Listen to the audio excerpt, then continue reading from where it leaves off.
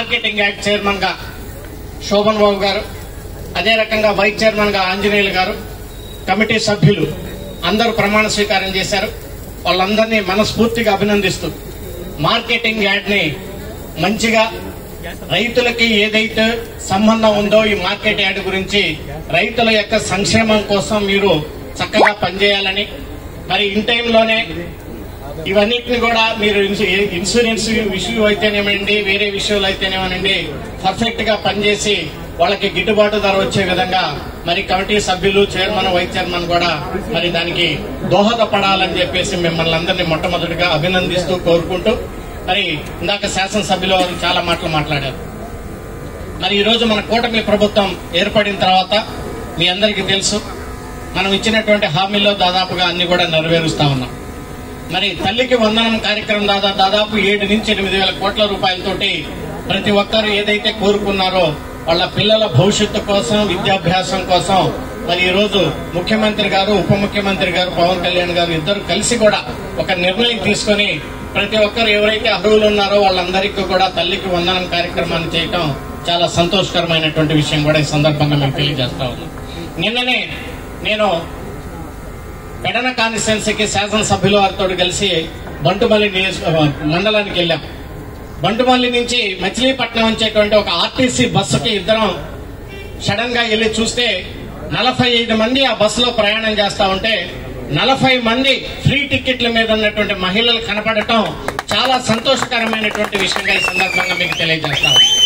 వాళ్ళని అడిగాం, ఎందుకమ్మా ఎక్కడికి వెళ్తున్నారు ఏంటి అని చెప్పేసి. కొంతమంది మచిలీపట్నం హాస్పిటల్స్ కానీ, కొంతమంది వాళ్ళ ఇళ్లలో ఏదో ఫంక్షన్స్ చేసుకుంటే సరుకుల కోసం అని, ఈ రకంగా వాళ్ళందరూ కూడా మరి ఉచిత బస్సులో ప్రయాణం చేయటం అనేది చాలా సంతోషకరం. అది మళ్ళీ అప్ అండ్ డౌన్ చూస్తే దాదాపుగా 80 రూపాయల టికెట్ తోటి మరి 40 మంది ప్యాసింజర్లు మనం ఇచ్చినటువంటి హామీల్లో ఇవన్నీ కూడా నెరవేర్చుకోవటం అనేటువంటి విషయాన్ని ఈ సందర్భంగా మీ అందరికి కూడా మనవి చేస్తా ఉన్నాను. మరి మీ అందరికీ తెలుసు, ఒక పార్లమెంటు సభ్యుడిగా మరి నా బాధ్యతలు కూడా మనం చేసినవి మరి చేయబోతున్నాయి కూడా 2 నిమిషాలు మీకు చెప్పదలుచుకుందాం. మరి పామర నియోజకవర్గంలో ఉన్నటువంటి ప్రజానికం చాలా మంది కూడా గుడివాడ డైలీ సర్వీస్ చేస్తా ఉంటారు. చాలా మంది పిల్లల చదువుల కోసం అక్కడే ఫ్యామిలీలు పెట్టినటువంటి విషయం కూడా తెలుసు. మనం గుడివాడకి ముందు ఉన్నటువంటి 2 రైల్వే గేట్లు ఉంటాయి. ఆ 2 రైల్వే గేట్లు ఎప్పుడు పడినా అది వర్షంలో గాని లేకపోతే ఎండొచ్చినప్పుడు గాని ప్రజలు నానాకమైనటువంటి ఇబ్బందులు పడుతున్నటువంటి విషయం మనకు తెలుసు. దాదాపు 2.7 కిలోమీటర్లతోటి ఈ రోజు ఫ్లైఓవర్ నిర్మాణం దాదాపుగా కంప్లీట్ అవుతా ఉందనేటువంటి విషయాన్ని సందర్భంగా మీకు తెలియజేస్తా ఉన్నాను. ఇది గత ఎన్నో సంవత్సరాల నుంచి పెండింగ్ లో ఉన్నటువంటిది. మరి గతసారి నేను ఎంపీగా ఉన్నప్పుడు నితిన్ గడ్కరీ గారి దగ్గరికి వెళ్లి ఇంక్లూడింగ్ ల్యాండ్ ఎక్విజిషన్ 50 కోట్ల రూపాయలతో సహా 350 కోట్ల రూపాయలతోటి ఈ రోజు శరవేగంగా ఆ ప్రాజెక్టు కంప్లీట్ అవుతుందా అనేటువంటి విషయాన్ని కూడా ఈ సందర్భంగా మరి పామర నియోజకవర్గ ప్రజానికానికి అందరికి కూడా తెలియజేస్తా ఉన్నాను. అదేంటంటే కంకిపాడు నుంచి గుడివాడకి వెళ్లేటువంటి రోడ్డు మరి 2 కాలువల మధ్య ఉంటుంది. కలవపాడు మీద నుంచి అటు పైకి వెళ్లేటువంటి రోడ్డు గుడివాడకి, అది 2 కాలువల మధ్య ఉండటం వల్ల దాన్ని వెడల్పు చేయలేకపోతా ఉన్నాం. దాన్ని అదే రకంగా 2 సంవత్సరాలకు ఒకసారి ఆ రోడ్డు మరి డ్యామేజ్ అయిపోయి వేయలేనటువంటి పరిస్థితిలో ఉంది. ఈ విషయాన్ని కేంద్ర ప్రభుత్వం మరి రోడ్డు రవాణా శాఖ మరి అక్కడ నేషనల్ హైవేస్ మినిస్టర్ గారిని కలిసి మొన్న ఈ మధ్యనే దాన్ని డీటెయిల్ గా చెప్పినప్పుడు దానికి పరిష్కార మార్గం కొత్తగా పొలాల్లో నుంచి రైతుల పొలాల్లో నుంచి కంకిపాడు నుంచి గుడివాడికి 27 కిలోమీటర్లు గ్రీన్ ఫీల్డ్ ప్రాజెక్టు త్వరలోనే కంప్లీట్ అవుతుందనేటువంటి విషయాన్ని కూడా ఈ సందర్భంగా మీ అందరికీ తెలియజేస్తా ఉన్నాను. ఒక్కసారి ఆ ప్రాజెక్టు కానీ కంప్లీట్ అయితే అదే రకంగా మనకి ring road, inner ring roads కానీ విజయవాడ దగ్గర మన ముఖ్యమంత్రి గారు, ఉప ముఖ్యమంత్రి గారు చేపడుతున్నటువంటి అభివృద్ధి కార్యక్రమాల్లో మనకి క్యాపిటల్ సిటీకి పక్కన ఉన్నటువంటి రోడ్లన్నీ కానీ డెవలప్ అయితే మరి విజయవాడ నుంచి ఆ బైపాస్ రోడ్డుకు రావడం ఒక 10 నిమిషాల్లో వస్తే కంకిపాడు నుంచి గుడివాడ పోవటం ఒక 15-20 నిమిషాల్లో కంప్లీట్ అవుతుంది. ఇది 27 కిలోమీటర్లు దాదాపు 600 కోట్ల రూపాయలతోటి డిపిఆర్లు తయారవుతా ఉన్నాయి. త్వరలోనే దీన్ని కంప్లీట్ చేస్తామనేటువంటి విషయాన్ని కూడా పామరు నియోజకవర్గ ప్రజానికానికి అందరికి కూడా తెలియజేస్తా ఉన్నాను. అది కానీ వస్తే దాదాపు ఈ నియోజకవర్గంలో ఒక 9 గ్రామాలు, దోసపాడు లాంటి గ్రామాలన్నింటిలో కూడా మరి రైతుల యొక్క భూములు వాల్యూ కూడా పెరుగుతుంది అనేటువంటి విషయాన్ని కూడా ఈ సందర్భంగా మీ అందరికి మనవి చేస్తా ఉన్నాను. చివరగా మనకి మిగిలింది నేషనల్ హైవేస్ దాదాపుగా అన్ని కంప్లీట్ అయ్యాయి. ఇప్పుడు 6 లైన్ రోడ్లు 6 లైన్ రోడ్లు మచిలీపట్నం పోర్టు నుంచి దాన్ని విజయవాడకి ఇంతకు ముందు నారాయణ గారు ఉన్నప్పుడు 4 రోడ్లకి అది కంప్లీట్ అయింది. కానీ ఇప్పుడు దాన్ని పోర్టు రావటంతో ట్రాఫిక్ పెరిగిద్ది అనేటువంటి ఉద్దేశంతో దాన్ని 6 లైన్లు కూడా మారుస్తున్నాం అనేటువంటి విషయాన్ని డిపిఆర్ తయారవుతుంది అనేటువంటి విషయాన్ని కూడా ఈ సందర్భంగా పామరు నియోజకవర్గ ప్రజానికానికి అందరూ కూడా తెలియజేస్తున్నారు. ఇక మనకు మిగిలింది నేషనల్ హైవే ఒకే ఒకటి, పామరు నుంచి చల్లపల్లి వరకు ఉన్నటువంటి ఒకే ఒక రోడ్డు మిగిలింది నేషనల్ హైవే మన పార్లమెంటు నియోజకవర్గంలో. అది ఒక్కటి దానికోసం కూడా నేను ప్రయత్నం చేస్తా ఉన్నాను. అది స్టేట్ హైవే.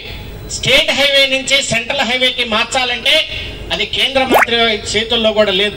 అది ప్రధానమంత్రి గారు పర్మిషన్ ఇవ్వాలి, రూల్స్ ఆ రకంగా మార్చాలి. కానీ కొత్తగా పిఎం గతి శక్తి అనేటువంటి పథకం ద్వారా పామరు నుంచి చల్లపల్లికి గ్రీన్ ఫీల్డ్ రోడ్ వేస్తే ఎలా ఉంటుంది అనేటువంటిది ఆలోచిస్తా ఉన్నాం.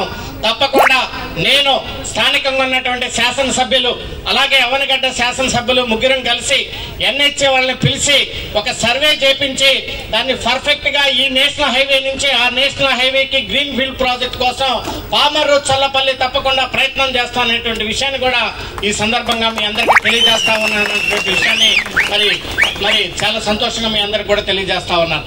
చివరిగా ఒక విషయం చెప్తాం. ఈ మధ్య నన్ను పార్లమెంట్ నుంచి ఒక డైరెక్టర్ గా ఎయిమ్స్ కి, మనకి మంగళగిరిలో పెద్ద ఎయిమ్స్ మెడికల్ కాలేజ్ ఉంది, మీ అందరికి తెలుసో లేదు. అది బ్రహ్మాండమైనటువంటి all India institute of medical sciences, బ్రహ్మాండమైనటువంటి కాలేజీ కట్టారు. దాంట్లో నన్ను రీసెంట్ గా పార్లమెంట్ నుంచి నన్ను కూడా ఒక డైరెక్టర్ గా దానికి ఎన్నిక కాబడ్డాను.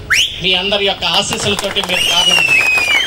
మొన్న కొత్తగా ఒక మీటింగ్ జరిగింది, ఫస్ట్ మీటింగ్ ఎయిమ్స్ లో జరిగినప్పుడు మొత్తం ఇంతకు ముందు ఉన్నటువంటి ఎయిమ్స్ కాలేజీలు ఏ రకంగా పనిచేస్తా ఉన్నాయి, ఎక్కడెక్కడ పనిచేస్తా ఉన్నాయి, వాళ్ళ యొక్క విధి విధానాలు ఏంటి, వాళ్ళు ఏమేమి అడిగారని చూస్తే నాకు అందులో ఒకటి గుర్తుకొచ్చింది. ఏంటంటే ఎయిమ్స్ కాలేజీతో పాటు ఒకటి శాటిలైట్ సెంటర్ను కూడా ఎక్కడన్నా పెట్టడానికి ఆస్కారం ఉంది అని చెప్పేసి మరి ఆ డీటెయిల్ గా చూసినప్పుడు నాకు కనపడింది. మరి ఎయిమ్స్ హాస్పిటల్ ఒక బ్రాంచ్ని పెట్టాలి అంటే శాటిలైట్ సెంటర్ని పెట్టాలి అనేటువంటి ఆలోచనప్పుడు నాకు పామరు నియోజకవర్గం కుమార్ రాజా గారు గుర్తుకొచ్చారనేటువంటి విషయాన్ని సందర్భంగా మీ అందరికీ తెలియజేసుకుంటూ అక్కడ పొద్దున కూడా నేను ఎమ్మెల్యే గారితో మాట్లాడాను. మొన్న నేను ఎయిమ్స్ హాస్పిటల్లో దీని గురించి డిస్కస్ చేశాను. తర్వాత కేంద్ర మంత్రి గారిని కూడా కలిశాను. అక్కడ ఉన్నటువంటి సంబంధించినటువంటి సెక్రటరీ గారిని కూడా కలిశాను. మనం 1 ఎకరమో 2 ఎకరాలు మంచి ల్యాండ్ కానీ పామర్లో ఇస్తే దాన్ని ముందు ఒక బిల్డింగ్ కట్టేసి ఒక 10 మంది డాక్టర్లను తీసుకొచ్చి ఒక మంచి ఎయిమ్స్ సెంటర్ని ఇక్కడ పెడదామనేటువంటిది కుమార్ రాజా గారితో పొద్దున కూడా మాట్లాడారు. ఆయన కూడా తప్పకుండా అవసరమైతే ముఖ్యమంత్రి గారితో మాట్లాడి ఇక్కడే మరి ఈ మార్కెటింగ్ సెంటర్లోనే 1 ఎకరం తీసుకొని చేద్దాం సార్ అని చెప్పేసి అన్నారు. చాలా సంతోషం. నేను కుమార్ రాజా గారు ఇద్దరం కలిసి ఎయిమ్స్ సెంటర్ని త్వరలో పామరు నియోజకవర్గంలో ఈ పామరులో మార్కెటింగ్ యార్డ్ సెంటర్లో డెఫినెట్ గా నిర్మించబోతా ఉన్నామనేటువంటి విషయాన్ని కూడా ఈ సందర్భంగా మీ అందరికీ తెలియజేస్తా ఉన్నాను. ఎందుకు పామరు నియోజకవర్గం చూసామంటే ఇది మున్సిపాలిటీ కూడా కాదు, బాగా రూరల్ ప్రాంతం. అటు పక్క గుడివాడకి ఒక మంచి హాస్పిటల్ ఉంది.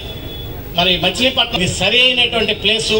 మరి ఎయిమ్స్ అనేటువంటిది ఒక నైపుణ్యతతో కూడుకున్నటువంటి డాక్టర్స్ ఉంటారు కాబట్టి ఈ హాస్పిటల్ని ఇక్కడ తీసుకురావటంలో మరి న్యాయం ఉంది అనేటువంటి విషయాన్ని కూడా మరి గుర్తించి ఆ నిర్ణయం తీసుకున్నాం. తప్పకుండా మరి అతి త్వరలోనే దీనికి ఇక్కడ భూమి పూజ చేసి ఎయిమ్స్ హాస్పిటల్ బ్రాంచ్ ని నిర్మించబోతా ఉన్నాం అనేటువంటి విషయాన్ని కూడా ఈ సందర్భంగా మీ అందరికీ తెలియజేసుకుంటూ మిగిలిన నేను ఒక పార్లమెంటు సభ్యుడిగా నియోజకవర్గం అభివృద్ధి కోసం ఎప్పుడు మచిలీపట్నం నియోజకవర్గ అభివృద్ధి కోసం అలాగే పామరు నియోజకవర్గ అభివృద్ధి కోసం నా వంతు నేను కృషి చేస్తాను అని చెప్పేసి సందర్భంగా మీ అందరికీ తెలియజేసుకుంటూ మిగిలిగా ఉన్నటువంటి పామరు చల్లపల్లి పామరు హైవేని కూడా స్టేట్ హైవేని సెంట్రల్ హైవేగా మార్చి పిఎం గతిశక్తి ద్వారా నా ప్రయత్నం నేను చేస్తాననేటువంటి విషయాన్ని కూడా మీ అందరికీ తెలియజేసుకుంటూ మరి ఇటువంటి మంచి కార్యక్రమం